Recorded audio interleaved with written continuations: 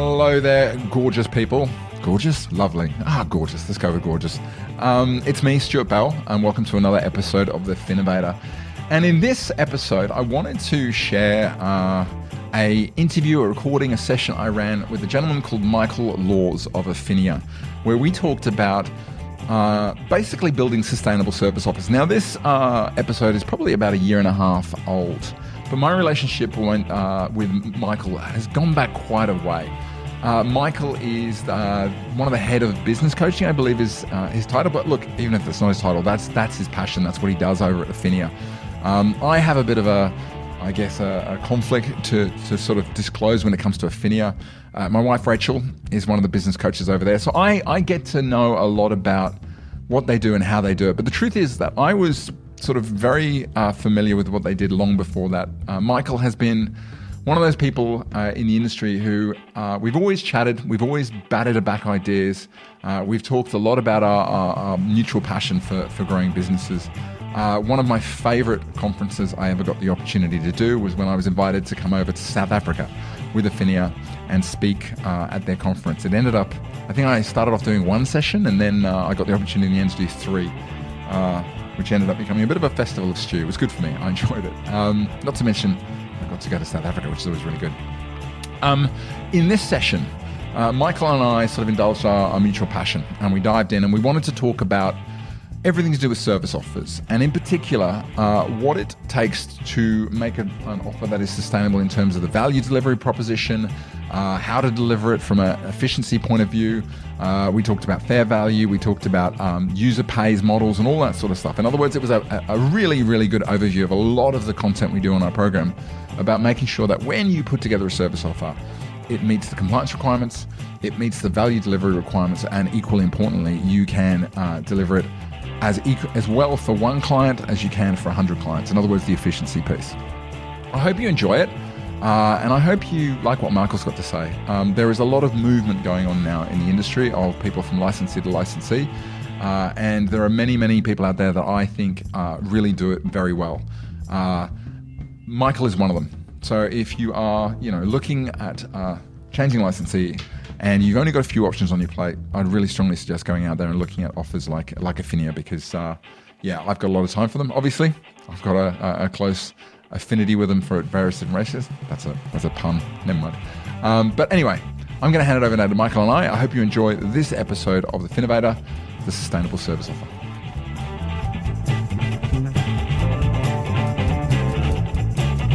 Let's dive in, shall we? Today, I really wanted to walk you through a really fresh piece of content from the program. And we're going to be doing two, but this is the first of two. And I think it's super topical. Michael, you and I sat down when we were trying to work out what we're going to say and what we're going to talk about. And this was something that came up as just a big burning issue in the industry right now. Would you say that's about right? Oh, 100%. And I think, the underlying tone to this presentation is of the sustainable service model is all around adding value. Yes. There's a lot of talk internally within the licensee and obviously within the industry around how we can add more value and continue to add more value. So I think it's a very timely conversation. Love it. So let's just dive in because there's so much to get through. I'm going to try and give you as much as I possibly can in the time we've allotted. And at the end, look, if we get to a point where you need more, or you want to know where to go to get additional stuff, I'm going to share that as well. And by the way, if you stick around to the end, I've got a bit of a special sort of offer that I'd like to put out, particularly only for Affinia practices. Goes without saying, there's kind of two ways you can do these kind of webinars. And don't get me wrong, I often fall into the trap of sitting on my computer and trying to kind of listen and take stuff in, which is fine. But if you want to get sort of the most out of it and you want to really focus down, the whole thing about multitasking, it's been disproven to be, it just doesn't exist. So if you really want to get it in and you want to sort of take this stuff away, my suggestion would be just turn off the notifications and grab some notes and really come out of it with some actions. In case we haven't met, my name's Stuart. I've been coaching for about 17 years now. Started in corporate and in about 2009 had this sort of realization that I didn't want to do it in corporate anymore. That led to a trip around the world. And came back and decided, you know what, if I wanted to do it in the independent space. Since then, it's been a hell of a journey. One of the things that along the way that really sort of impacted me is I started getting involved in the Tech Sydney, the startup incubator, working with tech startup businesses. And that led me to realize that some of the techniques that are used to start tech businesses could be applied to advice businesses to get really good results, which led to writing a book, which led to starting a program and various different things, working with you guys through various different things, which is how we first connected, I think, Michael. Yep, yeah, definitely. And I checked out a few of the AFA sessions and then the conference. That's right, yeah. And basically what I do is based around sort of 3 areas that I work with businesses on. I work with them on helping them attract new clients into the firm through taking manual prospecting to kind of more digitized models. I work with them on how to engage new clients on a project basis. We do a lot of work on onboarding. I also do a lot of work with business on how to service their existing clients, both their offer, their pricing, their experience, as well as resourcing in terms of, your team got behind you, the systems and the productivity. And over the past 4 years, I've built around, coming up to 100 modules all across those various different things. And Michael, I want to ask you, because we're going to we're going to back and forward on this. But what encouraged you? What brought you here? Why did you sort of allow me to run this webinar with you? Yeah, thanks, mate. Well, I think firstly, having got to know you over the last couple of years, as a licensee, we certainly recognise the tremendous value that you can provide to advisors, and we've got a few advisors actually that do participate in your programs and that have in the past as well, and all have had tremendous feedback. So I think anything that we can do to engage and add more value back to our network, we certainly want to jump in and do that. So I guess that's the first part why we've engaged with yourself to run these, as opposed to any other consultant for these types of sessions.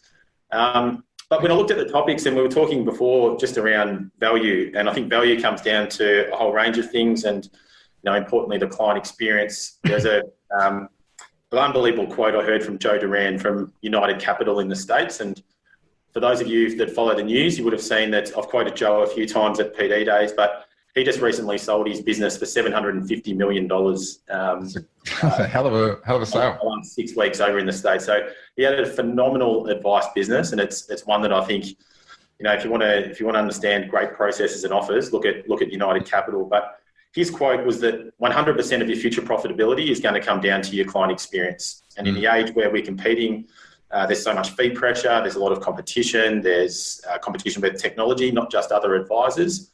It's how do we enhance that client experience? How do we bring more value back to our clients? And I think looking at the content of this sustainable service model, certainly going to get that conversation flowing and start generating a few ideas. So I think it's really important for everyone to really start considering. I know everyone does add a lot of value to their clients, but every day is a school day. We can always learn more. So how do we keep enhancing and improving our offering? Man, I love that. And I think you're right. It's like everyone delivers value to the clients, and I'm much more than I think most people realize. But I think the key thing is having a business that means it's not going to always be the pressure on you. And equally as important, it makes your clients know the value of what that is. Because I think those two things together, if you can deliver and they know that they, why they need you, that for me is the point at which you've got a business that will endure. Yeah, I agree. And look, it doesn't have to be a fundamental shift. You might not get anything out of this session and every session you attend on these topics that is fundamentally going to change your business. But let's start thinking about, the 1%ers.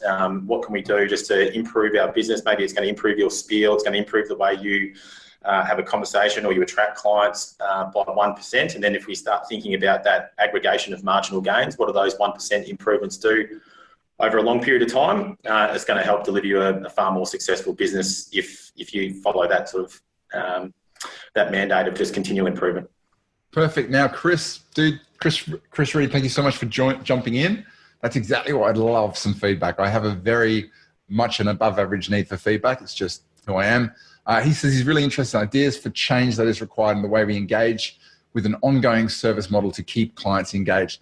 I'm going to do my best to share with you today a model from a great book called Hooked, which talks about how Silicon Valley think about habit-forming products. And I think if you just get your head around what it takes to get people engaged in something year after year after year, that'll be really useful. Guys, I just want to sort of start by giving you, I'm sure everybody has their own experience of what's going on, but I wanted to share sort of working with a number of different businesses. And Michael, we've spoken about this before we start about why what we're talking about now really matters. And I think For a while, I've been talking to people about what I call the wave, which is I was a terrible surfer back in the day. I'm so terrible I gave it up. I literally went through a sequence of boards, increasingly large. But I used to talk about the fact that the best surfers could spot the wave before it had even started to form. The sort of medium surfers spotted it as it was there, and they had to paddle a bit harder, but they got up. And the poor surfers like me didn't even spot the wave until it was crashing over them. And I've been talking for a while about the fact that there has been a wave of change building. Some of it's been led by clients. Some of it's been led by the regulators. Some of it, frankly, has just been led by advisors who decided they wanted to move in a certain direction. But I think right here and now, the wave is happening. And for those of you that have worked really hard over the last 3 years and maybe made some tough decisions about your revenue, about the clients, about who you can manage, you will know that your hard work is now going to come to fruition. For some of you who are on the path, you've got some work to do, but you're going to make it. And I think the key thing is there's a whole bunch of businesses out there, they won't make it. They don't even know it.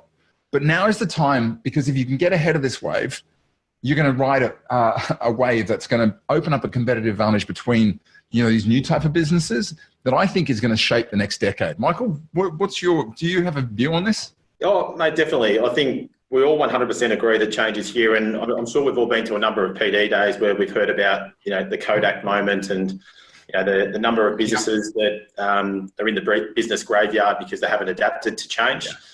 And there are certainly strong headwinds coming from a lot of different areas. So from the threat of competition, but also if we look at what's being legislated as well. So a lot of legislative change, competition that's coming through as well. So there's change on every front. I think we're aware that we do need to keep on our toes to continually adapt and stay somewhat ahead of the curve if possible.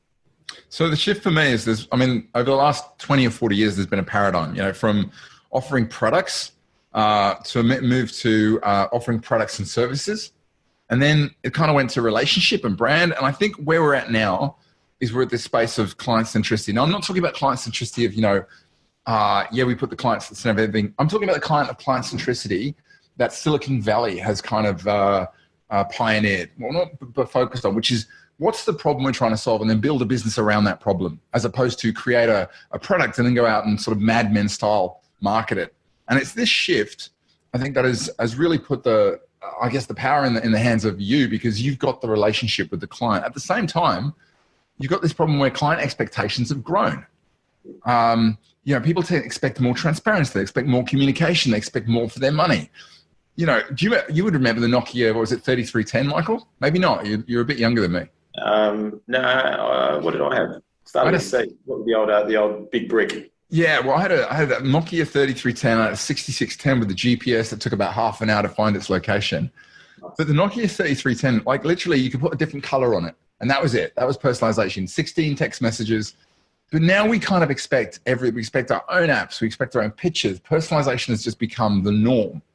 And as a result, if you can't offer something that's personalized, then clients kind of move away from it. Now, a lot of you do the personal side of things, but I guess the challenge is how to do it at scale. You know what I mean? The other one is there's a lot of scrutiny. There's scrutiny from the regulator, there's scrutiny from clients.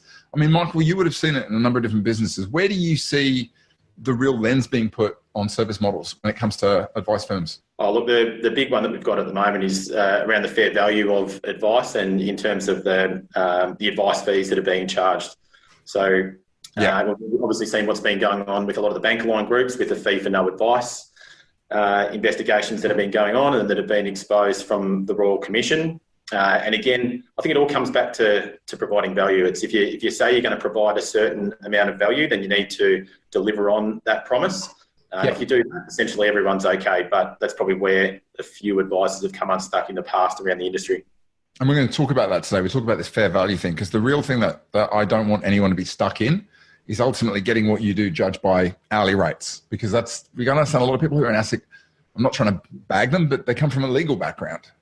And the way that legal advice is provided and the framework is very different. So we're going to talk a bit about that value thing, but I totally agree.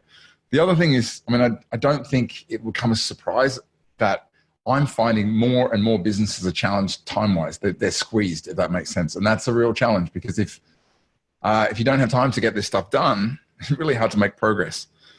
If we look at the landscape as well, looking outside of just the shift that's happened, I mean, we've had this every turn where I turn, there is talk about, advisors are leaving, a certain number of FASEA education requirements. There is genuinely a view in most cases that there's going to be a reduction in the number of planners.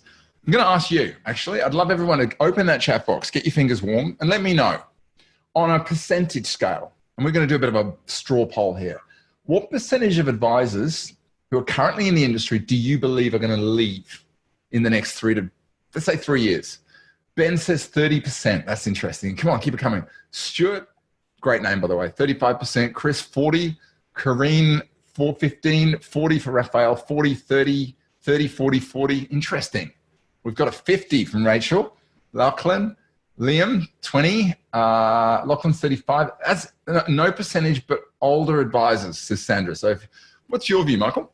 Look, it's almost impossible to put an exact figure on it, but I think anywhere from 30 to 50 over the next 5 years be realistic. I think when we look at the complexity of the draft FASEA exam, I think that's probably potentially a lot more difficult than what some people were anticipating. So certainly would encourage everyone, as a side note, to jump on the FASEA website and have a look and start playing around with that and get involved with all the sessions that we're running and product providers are running. But then on top of that, the big decision is around how much time and effort are you willing to put into obtaining the graduate diploma if that's something that you need to do. So most advisors will need to do between 3 and 8 subjects of the grad dip, and that can be a challenge. So your headwinds in front of us. So I've been asking this as a straw poll. We did it at our 2-day accelerator workshop. We did a bit of a question. I've been asking pretty much everybody. And the answer that I'm getting is somewhere between 20 to 30. But I've noticed here that the number's a bit higher, which is really interesting. Some people are 50 to 60. Rhett Das, who was a speaker at our last workshop, he said 60. But I think there's a general view that we're going to lose a significant number of advisors. The question, Sandra, really good point, as to whether these are people who are naturally going to leave the industry. But my real concern is that potentially some of these may be some of our best advisors, because on the other side of this, if we look at the UK, we know that, well, firstly, we know that the demand for advice is growing. But we also know that we take the UK example. I think Simon Johnson, who is one of our program members, stood up and talked about his experience of the UK when they implemented something similar, whereby essentially, I think he was talking about, there's a town in the west of England called Gloucester. They had 8 advisors. And now they've got 2, and both of those advisors had to increase their fees, and also they've got more than enough work. So I understand that whether by design or by accident, the demand for advice, both naturally and organically, but because there are less people around, is going to grow, and that presents an opportunity, but you have to get the business model right, yeah? The other piece is obviously the annual renewal. Whatever form it takes, it's happening. The need to sit down and have that conversation with clients annually is best interest being applied to, service models, which is a hugely part. That question about why are you recommending this service package? Why are you charging them that much money instead of this? This is going to come up increasingly over the next 12 months. Have I missed out anything, Michael, that you see as kind of something to be aware of in the landscape? Mate, I think you've nailed it, to be honest. I think you're right on the money. So when it comes to some of these things in terms of best interest and whatnot, obviously at Affinia we have the materially and measurably positive position. So I think if you're adding value, putting your client in a materially and measurably positive position, then for us, I think that as a general rule of thumb, you're going to be quite okay on that front. But certainly best interest duty has been around for a while now, so I think everyone should be well versed in those requirements. But it's making sure that we're continuing to deliver on those best interests of the client and keep evolving that offer on an ongoing basis is the big challenge. I think there's huge opportunity. It's interesting. A lot of advisors, despite the fact that I speak to, they're like, this is tough, but there's a significant amount of them who say, I actually think this is a huge opportunity. What lies on the other side of this is, really exciting if we can get through it. I kind of look at it as there's a kind of a changing paradigm, which is if you can move your business from it being about you or the advice, yes, says Kareen, yes, says Angelo, and be about the system. People buy systems. When you say, I've got a system that will help you create financial freedom in 30 years, I've got a system that, if applied to your cash flow situation, is going to help you save 20 to 30% of your salary. I've got a system that will help you provide the best possible care for your parents and for yourself in old age. It's a much stronger proposition moving forward than I'm an expert at this and I can do it for you. Does that make sense? In addition, this is you would have seen this before, Michael. Have you? Yep. Do you want to talk to this one a bit? What does this particular study say to you? I think what this really means is that the value for clients is not necessarily purely focused around the numbers, but what is more important to clients is the ability to achieve their goals and lifestyle objectives and some of the more softer type values that are important to them. Whereas probably traditionally in the past, referring back to those slides you had around the evolution of advice, I think particularly on the wealth side of things, I think if you go back 20 plus years, the main value add for an advisor back then was the provider of information, where clients probably couldn't even access a lot of the data around what was going on in their super fund and their platforms, and had to go to the advisor for that. And then that evolved into them interpreting the information. But now clients have all that information at their fingertips. Yeah. It's really, how do we evolve that offering to be more around, potentially even lifestyle coaching, just goal attainability, helping them achieve their personal goals, the money coaching aspects, and just a few of the other non-sort of core financial or traditionally financial objectives. It's like the whole thing with fitness. You can wear one of those, things that goes around you and tells you your heart rate, and it will give you the feedback. But then you'll have your coach who's training you, and they'll look at you and go, "You can go harder," or "You know what, you should ease off now." And I think sometimes I have a lot of conversation with advisors about what software should I use to do this or do that. And sometimes I say you got to step back from the software and kind of just go a bit analog, and help clients understand it without necessarily having to boot up a spreadsheet or whatnot. I think that's hugely valuable. I think a lot of people underestimate the power of you as the advisor going, "You're exactly where you need to be," and that's fine. Yeah. This is another one I really like. And you mentioned, Michael, that you really like this study. Yeah, look, I really like Vanguard and most of the things that they do. And they've got some really good sort of asset allocation workshops and whatnot that I'd encourage everyone to have a look at. But whether it's the Vanguard Alpha study or there's, I think, the Morningstar Gamma study, talks about the value and the potential value of a financial advisor, and the potential value, I think, really from looking at all these sort of areas around asset allocation, implementation and rebalancing, all that sort of stuff, is around 3%. Morningstar have about 1.3, but there's also a lot of additional value that might be able to be found in these non-core financial planning aspects as well. But if you look at that number one value add there is the behavioural coaching aspect, which is 150 bips, which is about half the value of what a financial planner can provide. So I think that's where we need to spend a lot of the focus if we're not already. Yeah, it's that one there. It's like, I really like that. The fact that you, as an advisor, having a model that enables you to stop people from doing stupid things and help them do smart things and help them look at their own money patterns and behaviors and reset them. And that to me is something that's very much worth paying for, in the same way that personal training wasn't that common 20 years ago. It was something that was done with rich people. There was a guy at the edge of the tennis club, and look at it now. So I think there's a huge opportunity. I think the opportunity, particularly now, is to kind of step into what's going on. In other words, to get to a place where you can convince clients that they need help, because people have money issues. We can't look at ourselves as a society and say, you know what, we're all really good with money. Generally, most people are pretty bad with it. The second opportunity is to get commitment from your clients to work with you the way that you know you need to work with them to help them. And that's less about a service model. It's more about an agreed program over time. And I think, to be quite honest, there is going to have to be an element, and it's an opportunity of, renewing the relationship with certain clients. That was the way we used to work, and this is the way we're going to work moving forward. And there may be a fee change, and frankly, replace some of the relationships. I'm going to share a case study with a client of mine, James. And it's interesting. James went through and segmented all his clients as love, like, and indifferent.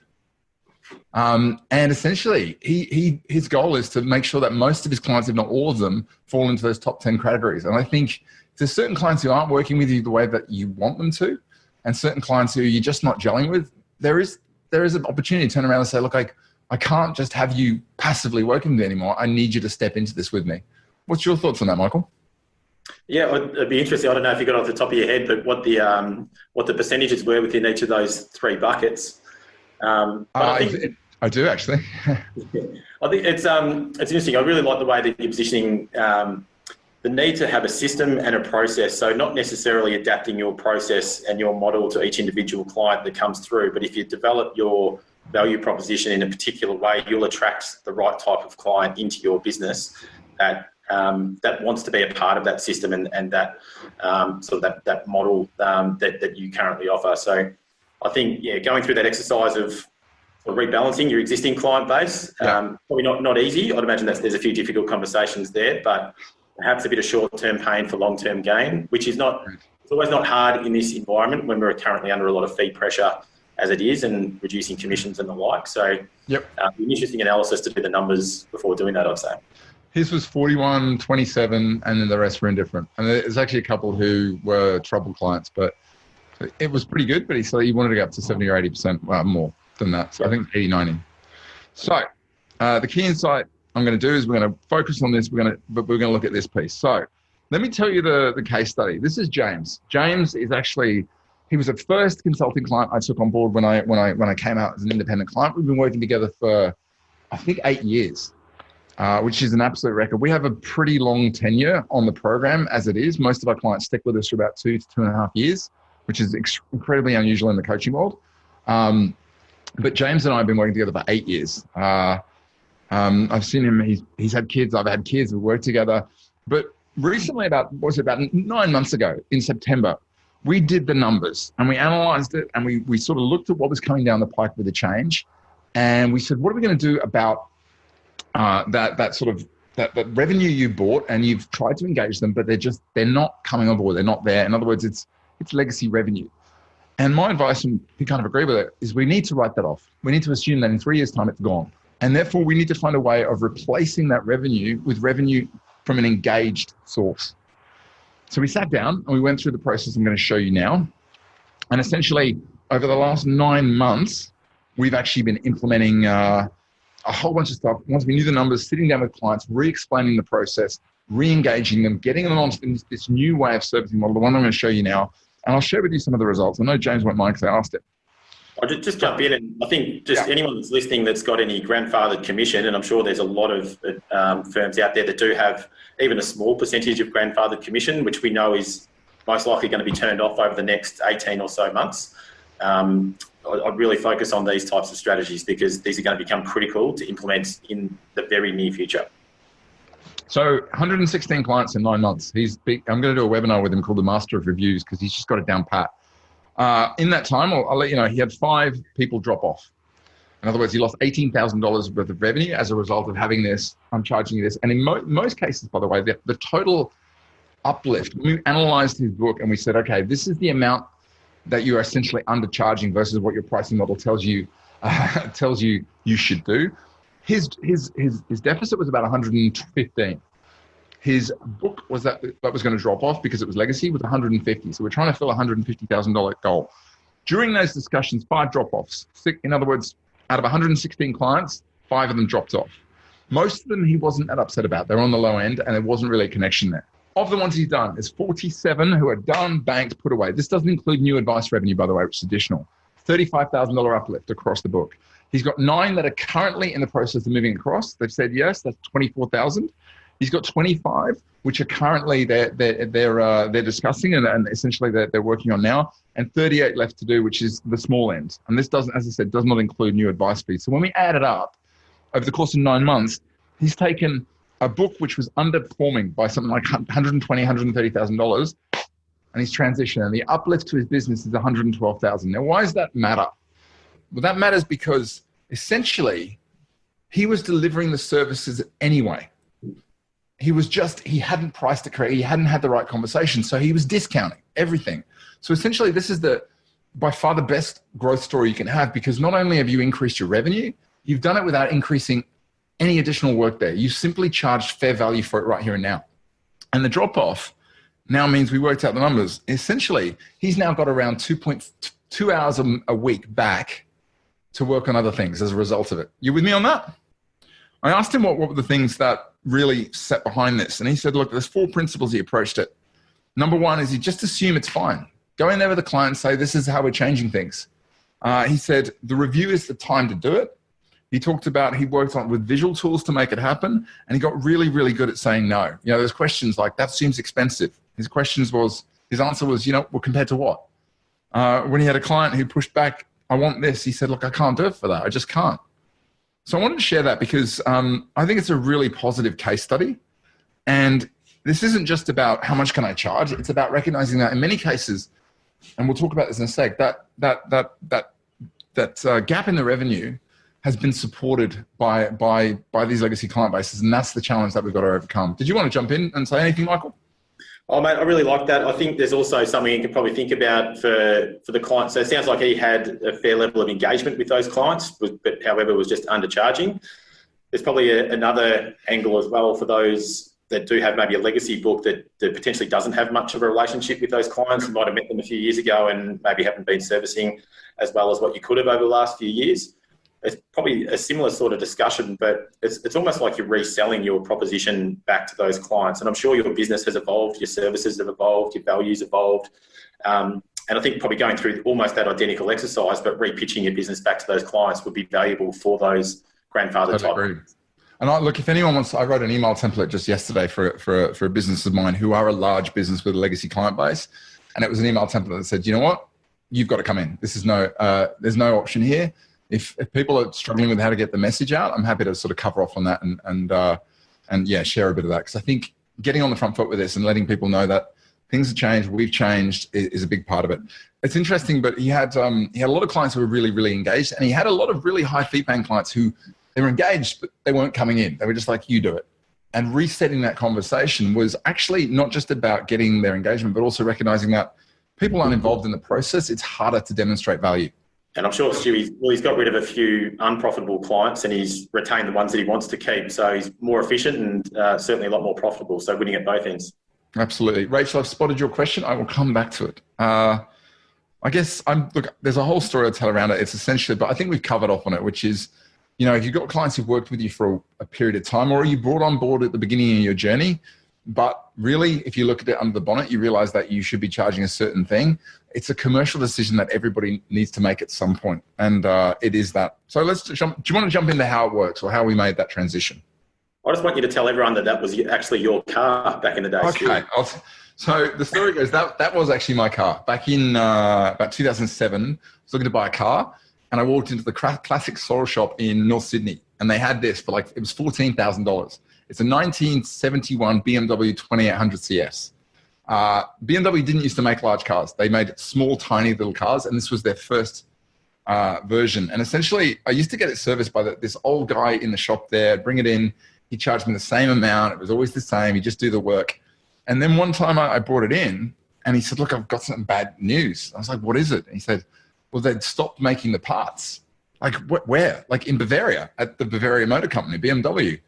And I said, what does that mean? He says, we're going to have to make them. I said, well, what does that mean? He says, well, it's really expensive. Oh. I said, I've got some bad news as well. I've actually been, servicing it because I really like the car and I wanted to help you out. Half of the tools, I don't have stock them anymore. I'm the only guy who can actually do the work. I'm going to have to start charging you more. At that point, I was like, well, first, thank you. But I realized that I had to make a call whether I wanted to maintain the car and pay for it, or alternatively find an alternative. And in the end, I realized that we ended up going traveling.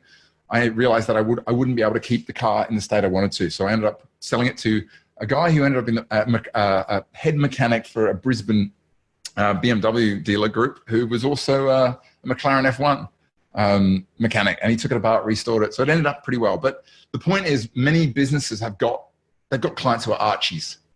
They've had to put new things in their business, new technology. They're having it, and they're still servicing them the same way because it feels okay. And now you're at a point where it can't happen anymore. There you go. I told the story. Much better than one of my early cars, which was a cream Volvo 244 DL, mate. So I'm glad it's your car up there, not mine. And mate, at least you're never going to die in a Volvo, are you? No, never. That was a brick. Okay. Any questions? Shoot them through. But let's talk about how it works. And the first step, to Amy, your point, you're not going to be able to do this if you're already under the pump and you've got stuff going on. Step one is you've got to find a way to free up a bit of friction in your work week. Now, I know it's easier said than done, but there's a bunch of different things you can do, whether it's eliminate certain things, get clients to do some of the heavy lifting, start putting structure in your week. I've got a cheat sheet of 25 different sort of productivity tips. But I also want to point out sort of one key thing. Michael Kitces did a research piece recently, and he wanted to find out how much time is spent by the typical financial advisor servicing clients. Now, this is America, so there's a little bit of a difference there, a different model. But as you can see, he broke it down pretty well, but that's not the interesting piece. The interesting piece is this bit underneath from the statement. The rising use of more capable financial planning software doesn't appear to be generating time savings efficiencies. Instead, it's being used by advisors to go deeper with clients and do more in their financial plans. Now, that's super dangerous because that's saying that no matter how much efficiency we throw at you as advisors or businesses advisors, the temptation is going to be to do more work for the same kind of clients for the same money. You with me? Michael, what's your thoughts on that? Oh, look, it'd be interesting to know a little bit more behind that one, I reckon. Is it the fact that maybe those advisors weren't spending enough time with their clients, and now that they've got the efficiencies, they can actually spend a little bit more time with them? But then on the flip side, spending that extra time with them is obviously providing more value. You need to charge appropriately. So, yeah, I think a lot of it's got to do with financial planning. Is traditionally, a lot of people track revenue, but because it's not accounting, and I'm not suggesting you do, the knowledge of what's underneath in terms of the hours isn't tracked as heavily. So it's when you're coming from a top-down approach, you don't necessarily track that. And as a result, if we did track 6-minute increments, I'm not suggesting we do, but when I've done pricing, people go, really? Does it take me that long? Like straw poll.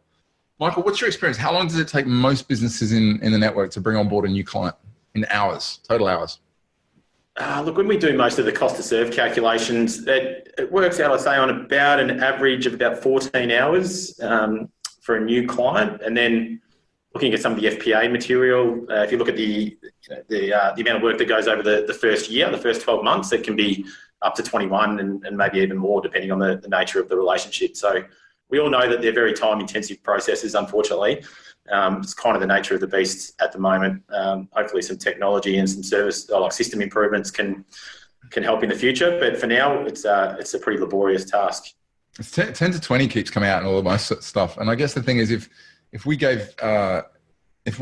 provided a way of doing that in half the time, the point is, would you block out that time in advance to build your business or to reach out to clients? And the truth is that, people being people, we tend to fill our diaries with either whatever is in front of us, alternatively what's comfortable, and that's what makes it a bit challenging. And I'm as guilty of that as anybody else. Should we do a bit of a straw poll? Do me a favor, type in the text box. What's the thing that's stopping you from delivering the service experience that you'd like to? What is the thing that you don't have or you feel you need, which would enable you to spend more time or get on the front foot and basically get the service model exactly the way you'd like it? Because if something that comes up consistently, I can probably help out a bit. By the way, just touching on it, right system says, interesting. Any specifics about that would be great. What's the system missing? That's great, Sasha. By the way, time is not a wrong answer, but it's not the full answer. There's a little story I sort of roll out when people say, I don't have time. And it's like, imagine if you've got a kid, you'll know exactly what I'm talking about. Your kid comes running in, you're on the laptop doing some work, and they go, hey, daddy, or hey, mummy, would you come outside and play with me for a bit? And you go, I can't, I don't have time. That's scenario one. Scenario two, same thing happens. Kid comes in, 10-inch nail stuck through their foot. Michael, what do you do? Oh, yeah, you help out, obviously. Yeah, you help out. What's the difference between the two scenarios? Oh, yeah, obviously you do have time. It's just not a priority. So I think it comes down to managing your priorities. Exactly. The truth is that you lied the first time. You should have told the kid that playing with them wasn't important to you right now. And that's the truth. Like if there's a time issue, it's actually there's other things that are taking up a priority. The right system, compliance, Amy.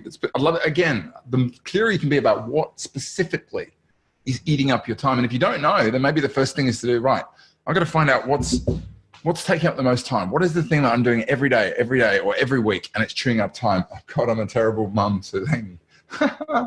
I'm a terrible mum too. Getting the system right. Okay, that's perfect. Admin, says Ben. Great. Well, straight off the bat, what admin? Is there someone out there you can hand it off? Is there a way you use audio formatting instead of too much back office work?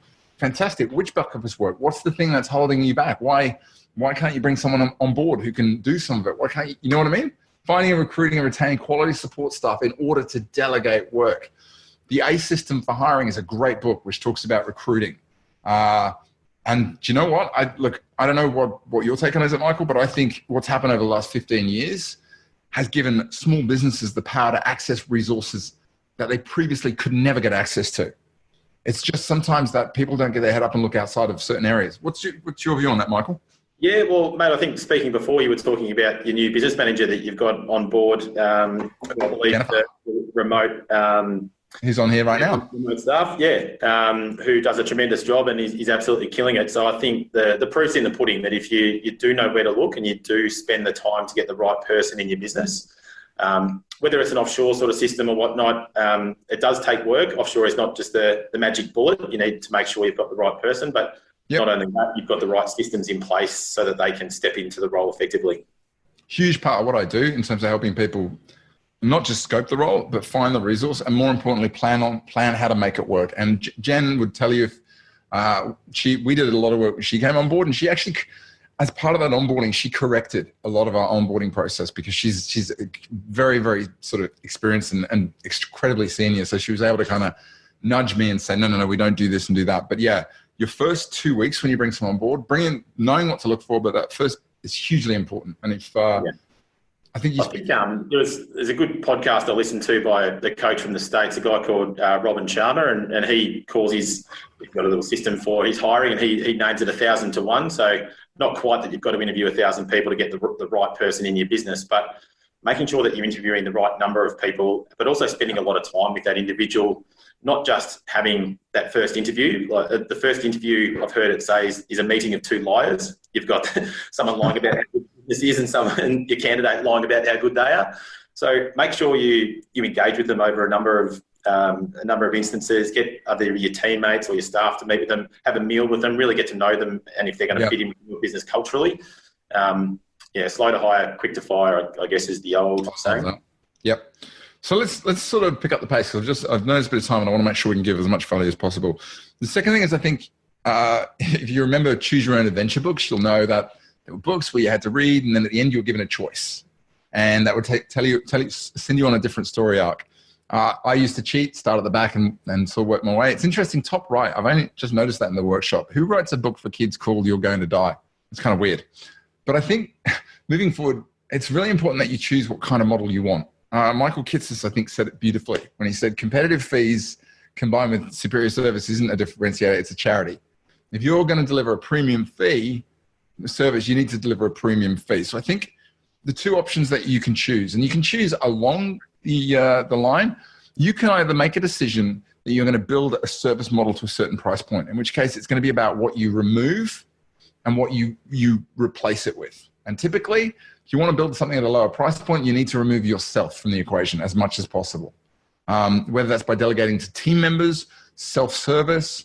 If you're involved, being the most expensive resource in your business, it's going to bolster up the price. Or alternatively, you can have a look at what you're doing now and make a decision that that's the way you want to deliver your service and you price at that level. But you can't have a price point that you know is not profitable because of the way you're delivering it and expect to sort of endure. This is a tool from our program, but I mean, some of the things you might ask yourself as a business is, do I want to have a business where it's everything's me and the client, or do I want to have a business where the team are stepping in? You might say, I want the team to do more of the load. Do you want to have a holistic business where you deal with everything, one-stop shop, or do you want to have, I'm a specialist, I do this really, really well? Do you want to deal with complex problems that have to be recreated every single time? Or do you want problems that you've seen before so you can kind of cycle through them quickly because you know what to look for? You might want repeatable. Do you want a business where you do everything for the client, or do you want one where they basically do the lifting? Cash flow, really important you make this call, because if you're going to we'll do all the cash flow and the matching, you need to charge a significant fee for it. But if you can get clients to follow your system, potentially they can do some of the lifting. Do you want them to come to you, or are you going to come to them? Are you going to focus on speedy turnaround? Or are you going to focus on, we might not put an advice document in front of you for 6 months because we're going to look at the detail. Do you want to deal with, explain things in really simple terms? Or do you want to go heavy in the technical because that's what you love and that's what your clients love? Do you want to compete on price? Or do you want to just make sure your value proposition is strong? And do you want to lead with technology? They use your My Prosperity, or do you want to lead with, if you need anything, give us a call? And that's the entry point for everything. But I think starting with that end in mind will mean that you are guided to the kind of service offer. And equally importantly, maybe you start to step into a place where you say to clients, this is how our service model works. And if that's what you value, then we're the best firm for you. Is that fair enough? The next thing I think is really important once you've done that, and the thing we did with James is we've run the numbers every year without fail. We've got a tool called the feemodel.com.au. I'm sure you guys have got a great cost to serve model, but ultimately it's just about going in and asking those questions about, how many hours have I got available in the team? What's my hourly rates, which is really important moving forward. And then working out, what am I on average? Where am I at in terms of the vanilla client, my add-ons and all that sort of stuff? And in particular, the one thing that was really important is once we knew what the numbers were, we got a list of every single client, what they were paying over a previous 12-month period. And we went through and we went, okay, what's the new service package? Are we also doing additional sort of portfolio reviews? Are we doing, we managing self-managed super funds? And that spat out what we actually should be charging if the price model was correct. And as a result, we saw the gap. We could go through, add it up and go, the total uplift potential in your business is $150,000 or $100,000. And it gave us something to track. It gave us something to work towards. And most importantly, it gave us a target that we knew was a benefit at the end of it. Did you want to say anything here, Michael? Oh, look, I think it's just something that we really encourage everyone to get on board with. We've got a fee modelling calculator. It's a sort of Excel spreadsheet version, but why not jump onto Stu's and have a go and engage your ABC? It's really critical, I think, that we do get our pricing right. And also just to ensure that the services that we are offering, we are able to deliver on and we have the capacity to deliver on it and that they are adding value. So it's a really good session to have with your local business coach who can help you in that area as well. Which that leads really nicely into the next one, which is traditionally I've seen a lot of business, you would have seen it too, Michael, they padded their service offers. The Platinum got extra stuff, but in reality, when you broke it down, most of it was kind of the similar stuff. And in many cases, businesses kind of got themselves in trouble. This is, if anyone's familiar with it, this is Almas Caviar. If anyone's had it before, never met anybody who's had it yet, it is the world's most expensive caviar. It's $22,000 a tin. You only buy it from specific stores, and it comes in this tin, which is literally gold-plated. Hell of a gift. I think you're giving it to anyone. The interesting thing I think about sort of this kind of stuff, luxury stuff, is how often it comes in small quantities. You know what I mean? It's like there is a point at which small or less actually adds value. And I think the challenge is when you are looking at a service offer, and most people's service offers will develop over the time, our natural tendency is to add things and not take them away. My challenge to everybody, and this is what we did with James, is actually say, no, let's not add to it. Let's focus on delivering less things to the clients, but focusing down on making sure they understand the value and where it fits. Now, this is a template which I think I will share with each one of you because traditionally you go through into a service model, it's like activities. What activities are we going to do? And maybe if you got your head around it, you'd also have, the additional services you do. But I think moving forward, there are kind of three things you need to put forward and price to clients. One is, I call it your base services. These are the things that I think Michael Kitces calls it shadow activity. These are the things you do for clients in the background, and they're things that you have to do, or you, as part of providing advice. Things like fee reporting, anti-money laundering identification, mandatory advice documents, best interest annual reviews, product APLs, system feeds, record keeping. And I think making these, I'm not suggesting that you necessarily have to put these in your list of things to do, but being clear about the fact that as part of being a client of ours, there are certain things we do in order to monitor and keep things up to date. And for you, that fee might be $1,000. So any client that comes on board, it starts at $1,000. That's the point at which I can afford to take you on as a client. The next step up is your support package. The stuff you agree to do. Might have things that you agree to do a certain number of performance reviews with a client, a certain number of strategy reviews. You might agree to travel to see certain clients, which a lot of people don't charge for. Advisor access.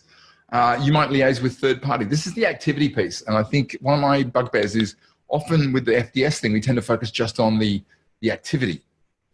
And then there's the strategy stuff, the stuff that is additionally, you might work with a client and you agree, We're going to look after your cash flow. We're going to look after self-managed super fund. We're going to look after protection. You with me so far? And then depending on the client, there'll be stuff that sits outside. You know what? We're not going to charge. We're not going to bundle this in because A, we don't want to artificially increase the price, but B, it's not in your best interest. But if at any point in time, if you need new advice on any of these things, if we don't have a sit-down review priced into it there, we'll charge you if we both agree as a part of communication that we need one. And I think being able to look at it that way and go, my base fee is 1,000. This particular support over the next 12 months is 2,000. And by the way, we're looking after this and this, which is 5,000. And if anything you need as part of, our discussions and monitoring, one of these comes up, there's an additional fee for that. Michael, did you want to say anything? Yeah, I really like it. I've seen something quite along these lines where you've got the areas of support and strategy where you'll charge a certain fee for, and the advisor tailors it to the specific client. They almost have 3 columns where, say for cash flow reporting and coaching, they'll have the minimum fee, a simple advice fee, and a complex fee. So the minimum fee, if you're engaging in cash flow, might be $500 a year. Simple advice might be 1,000, and then complex might be 1,500. Whatever the numbers are, you work them out for each category, and that way you can provide a really bespoke pricing structure for every single client. You do it with the client, you explain it to them, and they really understand exactly how your fee is made up at the end of the day. So I think you get a lot of buy-in when you really go through a bit of detail on it as well. And similarly, there might be a point where you say, actually, and I'll talk about this in a second, I'm not comfortable working with you if we're not going to have a certain level of service. So you can direct it, because this isn't just about what do you want. It's about, I'm your advisor, you're asking me to get the outcome, and here's the support I'm recommending. And if you can genuinely say that it's in the client's best interest because of this reason, this reason, this reason, that's the point at which you can start to work with clients a certain way, if that makes sense. Hey, also see work where an advisor will put it back on the client as well and say, if we're going to work together, I expect these things from you. So it might be every time we communicate with you, you have to respond, whether Absolutely. It's text, email, phone call. If you're happy with what we do, you're going to refer another client, or we'll have a conversation about referring, whatever it might be. But you can have a set criteria of what you want from your clients. They have to come in for the review, whatever it might be. Where I think you're laid on both sides is good. Now we're going to run slightly over. I hope that's not going to mess with anybody. I'll try, but I'd love to share this stuff rather than run through it. I'm trying not to be too far over. I think number 5 is, particularly with James, we said, let's get prepared. Let's make sure we can explain it. And I think moving forward, it's really key. The story here is, if anyone's seen the Pink Panther movies, Peter Sellers is Inspector Clouseau, and he's hired a guy, not very PC in today's environment, but his name is Cato. And Cato is kind of his manservant, and he has been ordered to attack him at any point because he wants to basically hone his skills. It's an amusing thing. So obviously he attacks him in the most inappropriate moments. The reason why I'm raising this is I want you to be prepared as a business to answer questions about your service offer at any point, whether it's from a client, whether it's from, with not asset come knocking, because I think it's key to be able to do it confidently. There's another great book I read called How to Find Out Anything from Anyone Anytime. Great title. Written by an CIA interrogator. And he said, if most people who can't explain something or are lying, they will not survive 3 levels of questioning. Because his thought was most people can't think it through to about 2 levels. But at a 3rd level, when you push lower, that's when they have to start to create stuff. So I think if you want to be confident about your offer, there's 3 questions you need to be able to answer. What's in it? What are the things that you're delivering to clients year in year? And this comes to your point, Michael, about don't start promising stuff if it's it's going to be a stretch to do it. If it's going to push you into overwhelm, focus on the value of things. Or if it's not relevant, I guess, as well. Yeah. Second question is, why are you recommending this for this particular client? Why is that in their best interest rather than this? And that's a really key moving forward. And the third thing is kind of how did you work out the fee? Now, you may not have to pull out your service pricing model, but the ability to go, well, I'll explain exactly how I worked out the fee, I think is really useful. But the key thing I think is, I'll run through some of the templates relatively quickly. It can't just be about the hourly rate. It's got to be about the value. And a lot of the work we did at the last accelerator was about, things like understanding that price is what's on the tag. Cost, that's a different thing. In a client's mind, cost is about potentially the amount they'll pay, but also the piece they'll lose. And for me, the big thing to focus on is value is what you could get as a result of that investment. And equally, you could argue that cost is what you lose out because you don't actually invest in that. I might share one quick model around this, if I may, because I reckon this would be useful. This is a model called the 4 possibilities. Now imagine you're sitting down with me as a client. Here I am. And at some point in time, we turn around and we have a conversation about sort of what kind of retirement I want. And it kind of looks a bit like that. I'm really energized by it. And then why did I do a face like that? Anyway, and then you have a conversation, you say, so that's the outcome where you have a good lifestyle and money runs out by about the age of 90? And you go, well, what about if we could have an outcome where the money never ran out? Would that be good? And I'm like, yeah, that'd be awesome. And then we have a final conversation, which is about, this is where you're on track for if you keep doing what you're doing. By the way, here's what happens if you're uninsured or unprotected and other stuff happens. So let's say this number is 2 mil at retirement. This number is 3 mil. And this number is $1 million at retirement. Michael, which version would you like me to create a financial plan for you on? Pretty sure the 3 million. Okay, so we're going to go for 3 mil. I like it. So what's the scale of, let's say this is 20 years. What's the gap we need to build? What's the scale of the problem we're trying to solve for the client? We've got a $1 million gap. 2 million. Oh, sorry. I thought we were going from the 2 to the 3. We're going for what's going to happen if you just keep doing what you're doing right now, and we're going to go for that ideal outcome. So we've got a $2 million gap. There's 2 parts here. What's the value that you're going to add? One, to start with, is by helping them, act. In other words, helping them define what they want. All journeys, what's going on here, start with actually making a decision that this is what I'm going to go for. That makes sense? Why is this? The second really important part that I think, what's going on with that? Okay, is most people sort of underestimate is you've noticed that these lines diverge over time, right? So if I wait 10 years, I come back and I go, oh, I'll do it in 10 years' time. What do you notice? Suddenly the change or the volume of the return or the outcome, it suddenly makes it much, much harder. So the second value of advice is getting people to act now. Does that make sense? But I guess in the value piece, let's talk about that. As a general rule, I think every advisor should be adding 5 times value over their fees as a minimum. I think the goal for me is 10. And if you can do 20 times, you're in a great space there, right? So if you want to add 5 times your fees, this is where we've got to do the mathematics. Well, let's argue that you charge $5,000 per year on average. What are we at? We're 100,000 over 20 years. Is that about right? So in order for you to add 5 times value over 100,000, what's the value you've got to add to that client over 20 years? 500 grand. Plus the $100,000 in fees. So it's 600K. How are we doing so far? Pretty good. It's 2 million, right? 10 times, 1 mil plus 100K. We're over 10 times. What about if we want to do 20 times? That's at 2 mil. So in other words, in this scenario, the value of your advice is around about 18, 19 times through the application of cash flow strategies, investment strategies. In other words, all the things you're going to do and to help them get the result. Is that helpful? There's a few other models around this, such as talking about the way that people perceive progress, as well as, the benefit of sort of working with people, and definitely one about how to sort of get agreement with clients on what's important. Happy to talk more about those. But I guess my point is that once you know the number, once you know how to have that conversation, the second part is getting really clear on how to sit in front of clients at review and just talk about the value of it. I think the other thing to bear in mind, and this is really key, which is people are generally more motivated by loss than they are gain. So if you're having a retention conversation with a client, sometimes the best thing you can do is actually ask them, well, if I don't look after this for you, tell me what you're going to do to look after yourself. Because when they realize they're losing access to something, that actually makes it a more difficult decision. You with me? Cool. The next one I think that we got really clear with James is so he knew is why. And I'll go quickly on this.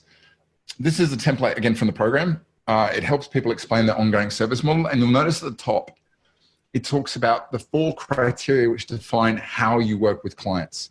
Generally, in my view, I think there's 4 reasons you look at that would help you define whether a client needs to work with you closely on an ongoing basis, or potentially you can sort of work in more of a DIY, arm's length, keep them accountable, but not necessarily do the work. The first is, how complex is the advice? You don't want to be giving advice to someone who just can't do it, because they're not going to be able to get their head around it. Even if they say, I've got it, You might want to turn around and have a conversation about, there's a lot of complexity here. Tell me how you're going to manage it. Commitment. Do they actually have time? I guess if it takes you an hour every month to look after my affairs, it's going to take me 4 or 5. So you better maybe have a conversation with me about if you're going to look after this, tell me about the time commitment. Do they actually want to do it? People generally don't look after things if it doesn't motivate them. And finally, is there a record of making mistakes in the past? Did they buy Bitcoin at the height or bought a bunch of trees? And I think if you can have conversations with clients about, here's why I think over the next 12 months we should work together in this way, and then we can review it again, it's going to be a much stronger proposition. Do me a favor, while I've got you here, what do you think in your business is the strongest reason for working with clients the way that you do? Is it because the way that the advice you give is complex? Is it because you tend to find that your clients are time poor and they won't do it on their own? Is it the fact that the people you work with don't really love this stuff? Or is it that you tend to speak to people once they've already made errors and you want to make sure they don't make errors again? I think the final piece is really for me, at some point in this journey, James and I had a conversation and we just said, dude, we just got to make the call. We have to jump in and we just have to put it on the table and have a commercial reality. And the reason for this is most of the people who've done a bit of work on their pricing model will know that most people's revenue looks a bit like this. You've got a client up here who pays you a fair amount, and you might have a client down here who pays you a little bit. And if you've done your pricing, you'll know that maybe your cost to serve is that, and sorry, your average fee you need to charge is that, and your actual break even is that. So what we tend to find is there's a big portion of your client base who are well below your break even. And in addition, there's a portion in here who are not quite paying enough to be fully profitable. Now, traditionally, it's kind of been okay because this bit over here has kind of supported it. But from my understanding of what's coming along with fair value is the danger is if that gets lopped off, or you have to it's in your client's best interest to say, for the next 12 months, we're going to work together in a different way, potentially you've got a real issue. And ultimately what it gets down to is the conversation if you're having with a client, if you can take some of the personal out of it and just realize that it is a commercial decision and it is a commercial choice the client has to make, and that you're probably doing a lot more for clients than you were 12 months ago, it puts you in a place to approach it with a far more confidence. Do you want to add anything to that, Michael?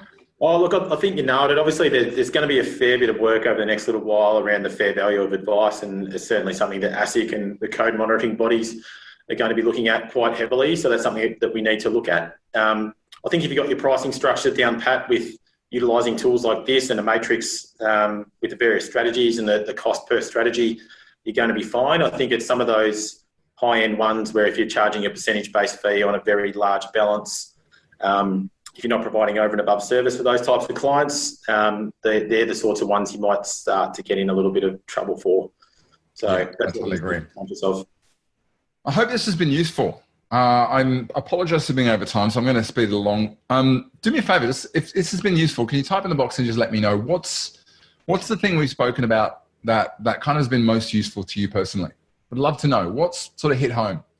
Michael, is there anything for you personally that you thought was relevant to the businesses you've got? Mate, I quite like that diagram or that page you had around it where you had this almost like the spectrum. You had about 10 different areas around what you want your business to look like and your advice around the simple to the complex and whatnot. I think getting really clear on what your value proposition is, that'd be a really integral part of that bit of planning to really be clear on what you want to provide for your clients and how you can best serve your clients, and that's then going to flow into attracting more of the right type of client, I think. That's good, man. Angelo, thank you. One amongst many. Thanks, man. Angelo says the need to redesign the service proposition. Raphael says visuals around the value of advice. Yeah. Carl Richards is another great one who does this. Kareen, clarifying what I'm doing and why. And Rachel says the scattering of the scope, the base support strategy and project. Alison, how you price the value proposition with base support plus added value over 20 years, visuals to show client. That's awesome. Thank you. Thanks so much. Look, Ben says to need to design my service package and charge accordingly. However, if you want to talk about how to implement this, and Michael, feel free to add anything. I would approach it by this. Step one, I would step in, grab sort of access to Michael's team and just kind of work out what's your model supposed to look like? Why do you want to work with clients a certain way? What are you going to deliver and how's it going to work? Then once you've got that as a basic, go in and confirm your pricing and tweak it. Either design a package to suit a price point or, work out what's in and what isn't. Then go through and really do that fee analysis. Analyze the tail, understand what your gap is, then just make a call. What are you going to do? Are you going to change your service offer, or are you going to get on the front foot? If you're going to get on the front foot and make the call, then get confident. Explain the story, use the tools, engage people on the basis of the fact that there's a commercial reality and you want to work with clients in a certain way because it's a win-win. They're going to get benefit out of it. You're going to get benefit out of it. And then I think track progress. If you've got a sheet, just track what goes well. Always ask that question about, I just had a conversation with a client. What did I do well? What can I improve next time? And share openly the wins, because I think the more you share what's working, it tends to get this sort of positive reinforcement thing, if that makes sense. Fair enough, Michael? Is there anything I missed out?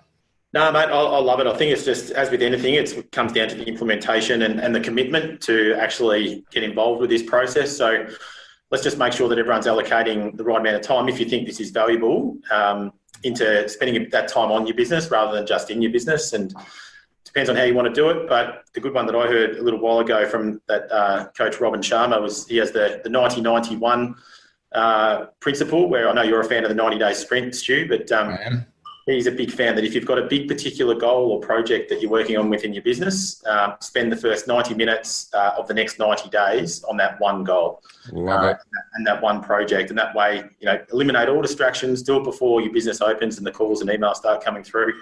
And you'll be able to really crunch out some solid projects.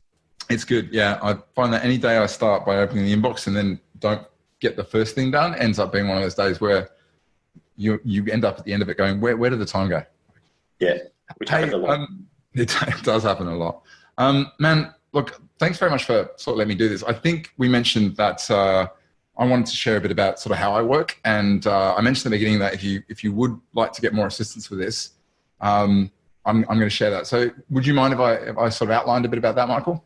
No, definitely. This is something we spoke about. And I think, as we've said, we've got a few advisors that are engaged with your program, getting tremendous value out of it. And I know you're evolving your offer as well. So this is, it's a good offer and a very generous offer that you've put forward for our advisors who are attending this webinar. So okay. I think what we agreed was that not everyone will be getting this, but you have to attend the webinars to get it. So like if you've heard enough and you've got to go, that's cool. But if you'd like to sort of stay on, I'm just going to outline sort of a little bit about how I work and what I do. So I've been running a program called the Leverage Advice Firm for like the past 4 years. And essentially, it has a few facets. It's got, been running training sessions, developing training templates. We have live events and a whole bunch more. It works across 3 kind of ways. We've got 3 ways that we sort of deliver the program. And it kind of goes from self-directed learning down at this end and very specific to sort of full coaching program at that end.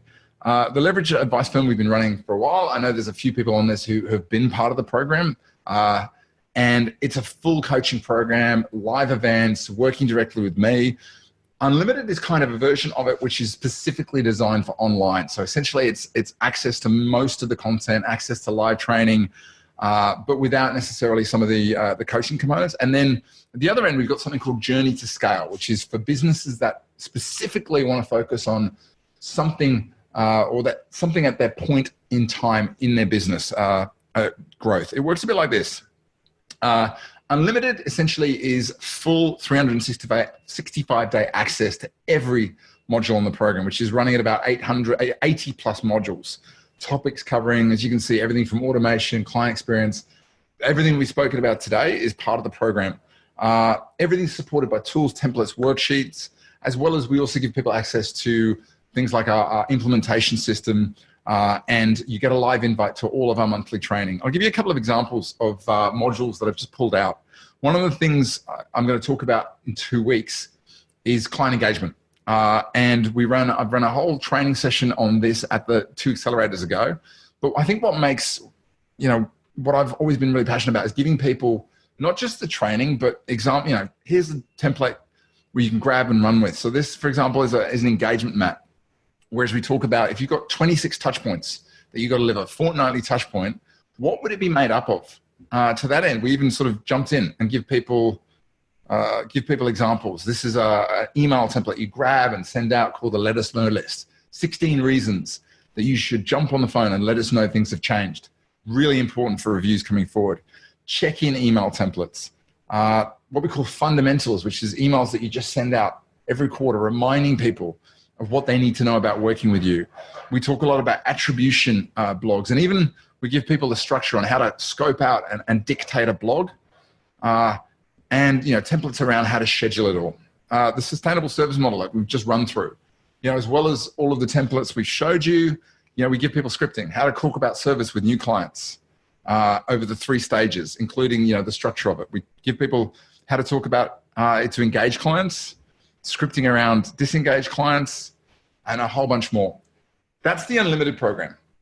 The journey to scale kind of breaks it down. So this model you can see on the website it's called the journey to scale, and it unpacks the idea that in order for you to progress a business to a point where you get scale, there's generally 6 phases you go through. You go through generate revenue, then switch to profit, then build your systems, add your team, add your leadership team, then automate, and then you get to the sort of franchise in disguise. But as you can see, the things that you want to be focusing on to sort of speed up that growth curve, they differ at different stages. So you don't want to be building a bunch of systems if what you really need to do is get out and market.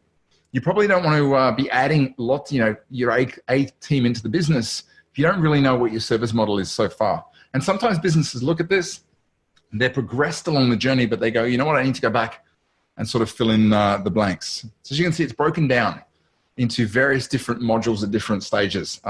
Each of the modules, if you buy one, you get 180-day membership, all fully guided training, tools, templates, the same kind of thing, as well as live invite to our monthly sessions. Anything else you wanted to add? Mate, that's terrific. So, look, from me, I just would like to thank you for taking time out of your day and presenting a fantastic webinar to our group. Thanks for everyone for attending.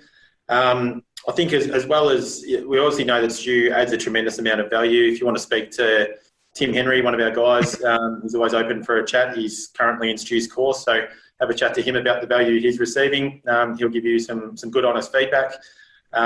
Certainly, if you're interested in those modules, jump online, have a look, and I think a 30% discount is extremely generous. So, mate, thanks very much for that, and we look forward to another session in a couple of weeks.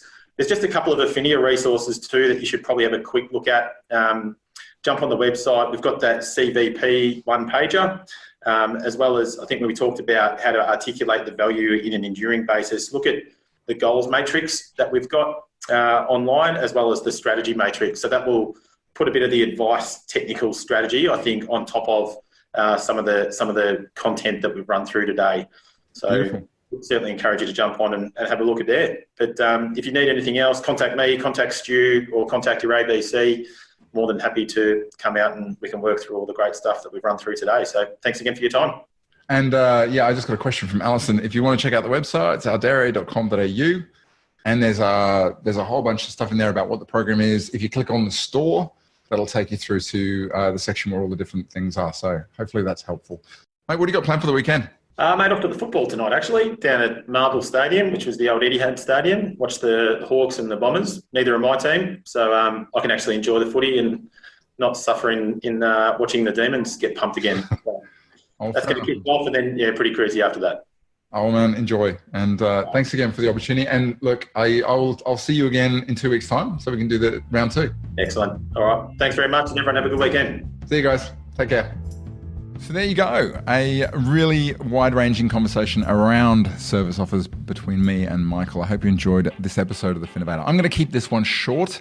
I was going to ask you if you can do me one or two things. The first is kind of the bigger of the favors. If you know somebody who you think would make an excellent guest, or you're listening to this and you think, you know what, I've got a story to tell, I've got insight to share, there's a piece of the way that I've done grow my business or the expertise I have which I'd like to share, please drop me an email. I'd love to chat a bit about what you do and potentially run one of these with you. The second is the smaller one. I am reliably informed by Kieran, who is our absolute guru when it comes to doing this podcast stuff, that one of the most important things for getting the word out there is reviews. If you have a moment and you're willing to head over to Apple Podcasts, or if you don't use Apple Podcasts, whichever your podcast platform is, give us a rating. Ideally 5 stars, but if it's 4, if it's not, I won't. Yeah, absolutely. And look, if you could take some time to leave a written review, that's the ones that really have punch with people and help us to sort of spread the word. So if you do have a moment, feel free to head over, and I'd really appreciate it. That's it from me. I will see you in the next episode of The Finnovator. But in the meantime, stay safe and have a great week.